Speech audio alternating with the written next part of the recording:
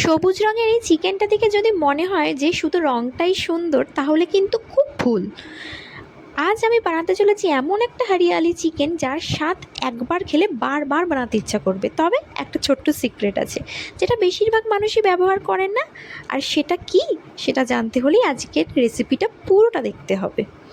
চলুন শুরু করি। প্রথমেই বানিয়ে নিই হরিয়ালি পেস্ট।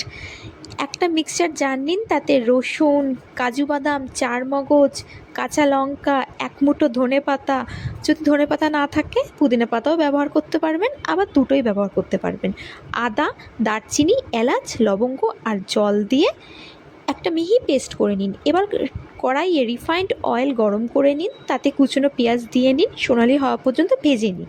তারপরে রসুন দিয়ে দিন, কাঁচা গন্ধ চলে যাওয়া পর্যন্ত নেড়ে নিন। তারপরে চিকেন দিয়ে দিন। চিকেন দেওয়ার পর 2 থেকে 3 মিনিট ভালো করে কষুন। আর এবার আসছে আজকের সেই সিক্রেট, এক মুঠো কারি পাতা। হ্যাঁ, কারি পাতা। অনেকেই ভাবেন যে শুধু সাউথ ইন্ডিয়ান ডিশেই ব্যবহার হয়, না, আজকে এই হরিয়ালি চিকেনেই ব্যবহার করুন, অত্যাধিক সুস্বাদু হয়ে যাবে রান্না। তারপর দিয়ে দেবো টক দই। টক দই দিয়ে দেওয়ার পর ভালো করে রান্না করুন। অবশ্যই গ্যাসের আঁচটা টক দই দেওয়ার পর একটু কমিয়ে নেবেন, নাহলে কিন্তু কেটে যেতে পারে দইটা। এরপর হচ্ছে সেই আসল ট্রিক, অর্থাৎ হরিয়ালি পেস্ট। সেই পেস্টটাকে যেই দিয়ে দেবেন, দেখবেন রঙটা ধীরে ধীরে সুন্দর গাঢ় সবুজ হয়ে যাচ্ছে।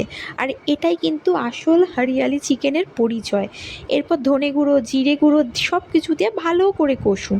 চিকেন থেকে জল বেরোবে, আর সেই জল শুকিয়ে হালকা তেল ছেড়ে গেলে পরিমাণ মতো গরম জল দিয়ে দিন। তারপর 20 থেকে 25 মিনিট মতন ভালোভাবে রান্না হতে দিন। ছড়িয়ে দিন গরম মশলা আর 1 চিমটে লাল লঙ্কার গুঁড়ো। তারপর হাতের তালুতে চটকে কসুরি মেথি।